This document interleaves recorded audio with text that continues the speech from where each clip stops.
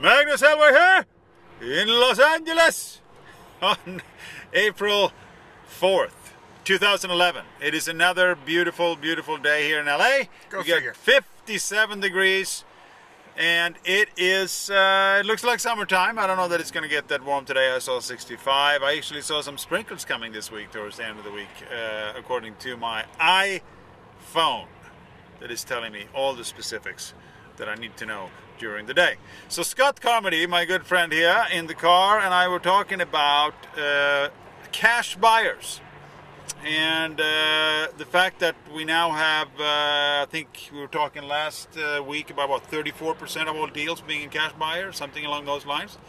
So what do you think about that, Scott? Well, I think a lot of people are sitting on a whole bunch of cash. People have been saving their money, waiting to buy a house when the market came down. Those are now our cash buyers. And even though it's a buyer's market, these cash buyers seem to think that they can come in and write ridiculous offers on properties, and because they're all cash, they're going to get them. But the plain and simple truth is, the strength of a cash buyer is that they do not need a loan contingency, and in typical cases, they don't need an appraisal contingency, even though most cash buyers will still put an appraisal contingency into their offer to make sure that the property appraises at what they're paying for it.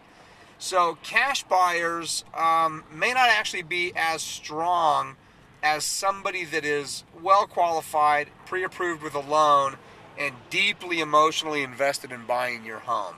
So if you've got several offers, the convenience of a cash buyer is great, but in my experience, a lot of the cash buyers are kind of high maintenance. They expect that the strength of their all cash will save them 10-15% on the purchase of a property.